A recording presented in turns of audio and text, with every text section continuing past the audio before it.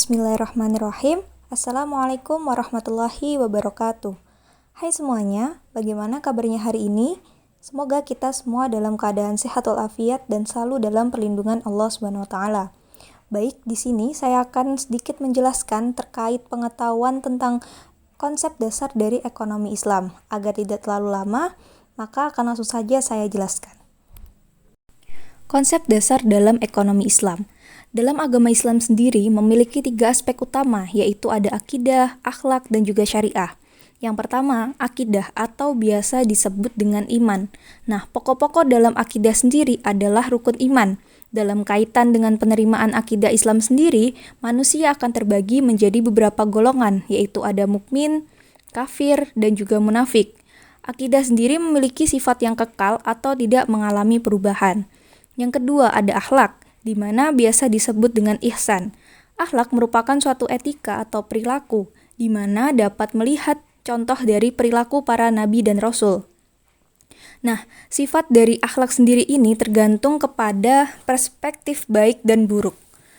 Lalu ada yang ketiga adalah syariah, di mana syariah ini merupakan hukum atau aturan yang telah digariskan oleh Allah Subhanahu wa taala. Nah, secara umum sendiri ada hukum-hukum yang dikenalkan dalam fikih Islam, yaitu ada wajib, haram, sunnah, makruh, dan juga mubah. Nah, syariah sendiri ini terbagi menjadi 2, yaitu ada ibadah atau merupakan hukum atau aturan dalam perintah atau larangan dalam ibadah. Nah, sifatnya dari ibadah ini adalah tetap. Yang kedua ada muamalah, merupakan suatu hukum dan peraturan yang mengatur kehidupan manusia di luar ibadah.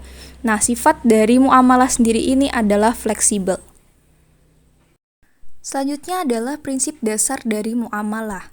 Nah, hukum asal dari muamalah sendiri merupakan semua muamalah itu boleh selama tidak ada dalil yang mengharamkannya. Nah, dasar hukum ini berasal dari Al-Quran, hadis Nabi, dan juga ijtihad.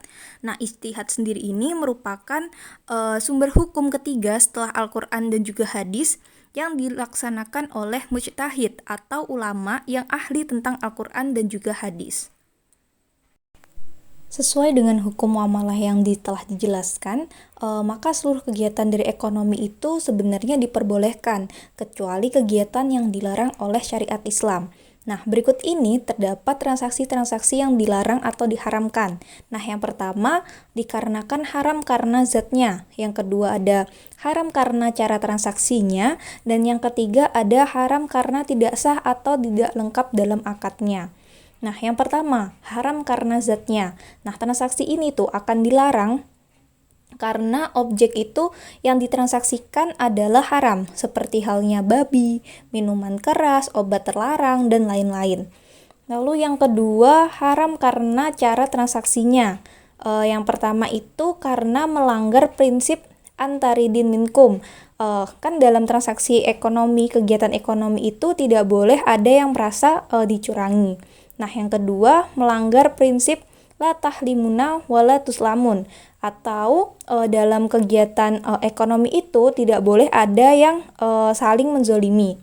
Lalu yang ketiga tidak sah atau tidak lengkap dalam akadnya. Nah, yang pertama itu karena rukun dan syaratnya yang tidak terpenuhi. Lalu terjadi ta'aluk dan juga terjadi two in one. Nah, selanjutnya ini merupakan penjelasan lebih rinci terkait dengan transaksi haram karena cara transaksinya.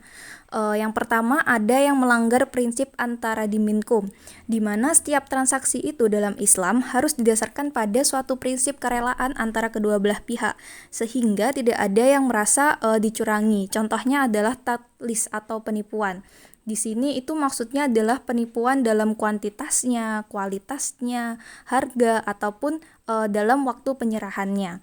Lalu yang kedua ada melanggar prinsip la tahlimuna wala tuhlamun, atau prinsip untuk tidak saling mendolimi. Contohnya itu adalah tagrir atau goror, di mana itu terjadi ketidakpastian. Yang kedua ada ihtikar atau rekayasa pasar dalam supply, lalu ada bai najasi atau rekayasa pasar dalam demand, lalu ada riba, ada maisir atau perjudian, dan juga ada riswah atau terjadinya suap menyuap. Nah, selanjutnya ada transaksi yang dilarang karena tidak sah atau tidak lengkap dalam akadnya. Yang pertama, karena rukun dan syaratnya itu tidak terpenuhi. Rukun ini maksudnya adalah dalam pelaku, objek, ataupun ijab kabulnya. Nah, contoh syaratnya itu pelaku transaksi haruslah orang yang cakap hukum atau mukallaf. Lalu yang kedua itu terjadi ta'aluk.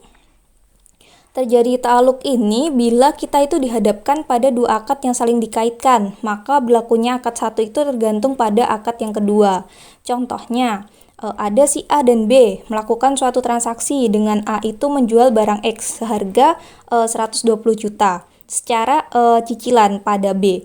Nah, dengan syarat B ini tuh harus menjual kembali barang X tersebut pada A secara tunai dengan harga 100 juta. Maka transaksi ini dinilai tidak sah dalam akadnya. Lalu yang ketiga terjadi two in one. Nah, suatu transaksi ini diwadahi oleh dua akad sekaligus sehingga terjadi ketidakpastian mengenai akad mana yang harus digunakan.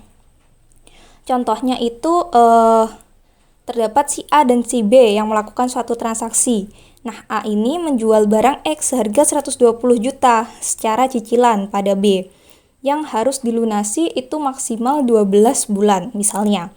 Nah, selama belum lunas itu, A itu menganggap uang cicilan B ini tuh sebagai uang sewa, sehingga terjadi gharar dalam transaksi ini atau ketidakpastian.